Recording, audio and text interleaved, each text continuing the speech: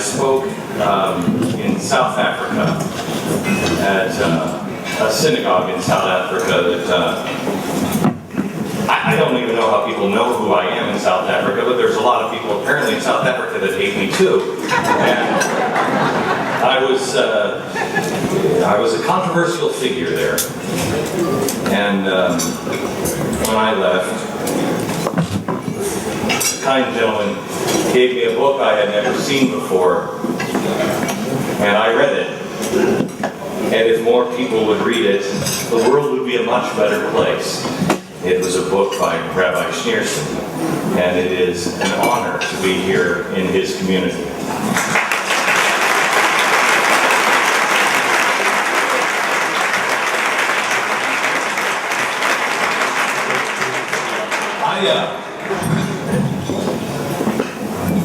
I want to talk to you a little bit tonight about where the world is headed and the responsibility and the blessing that we have as human beings to be born at this time. I've heard two people now claim that I'm not afraid. That is an out-and-out lie. I am afraid. But I am more afraid of the consequences of going against what my God tells me to do.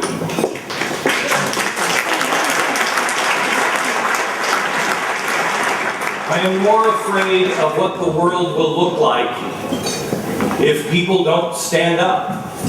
I don't want to live in a world that has gone insane again. Israel is in trouble. In grave, grave trouble. But more importantly, the Jewish people are in trouble yet again. I don't know what year it is to compare it to, maybe 1938, when the world had a madman spell out exactly what he was going to do. And they ignored him. And here we are again, when madmen all around the world are explaining exactly what they're going to do, and no one listens, and what is worse this time around, the media is aiding and abetting him. It is dangerous, and we must stand together. I tell you, I was changed by the words of Thomas Jefferson. I'm a recovering alcoholic. I'm a guy who lived a harsh, harsh life for most of my life. Until it came to the point where I was down on the ground and I had nothing left. And I had to choose, as Moses said, life or death. I didn't know how to live a proper life. But I knew everything that I was doing then wasn't working. And I read the words of Thomas Jefferson. He wrote a letter to his nephew, Peter Carr. His father had died, his mother had died, and right before Peter's father died, he asked Thomas, he said, would you please educate him? So when he came to age, Jefferson wrote him a letter, and one line stuck out to me at the end. And it said, when it comes to religion, above all things, fix reason firmly in her seat. For if there be a God, he must surely rather honest questioning over blindfolded fear. That phrase changed my life. I took everything out of me and said, I don't believe in anything. Because I haven't earned that belief. I've taken it from somebody else. They've told me what to believe. Question with boldness even the very existence of God. Well, if I'm allowed to question God, then I can certainly question my government, or someone else's government, or the people that make the gears move and use people as grease. So I have. And I can tell you that I don't intend on being controversial.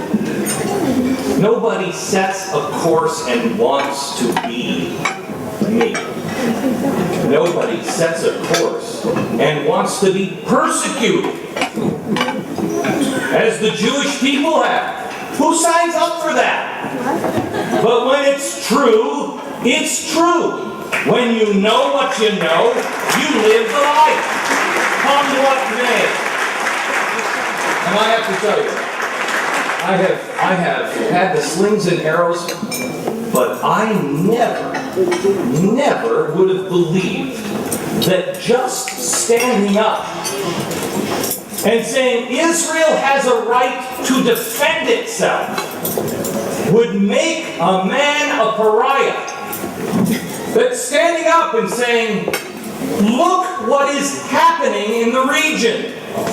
Use common sense, question with boldness, would make me, quote, an anti-Semite. I'm trying to figure out, because they've actually printed this. He's a Jew-loving anti-Semite.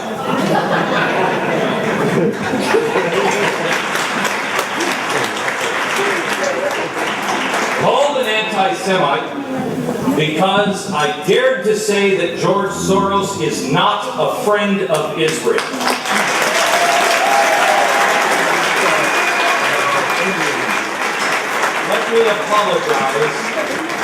Let me apologize for that statement. I don't think I said it loud enough. George Soros is not a friend of Israel.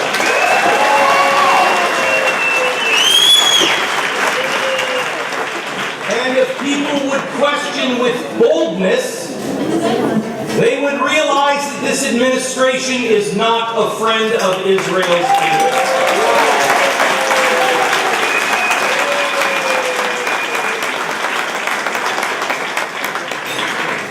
That is not a political statement. That is just simply the truth. The good news is, America is not its government. America is made of individuals. We are not a collective. We're individuals. I am a man, and I demand to be treated as a man. I demand to be counted as a man, so others will not be numbered again.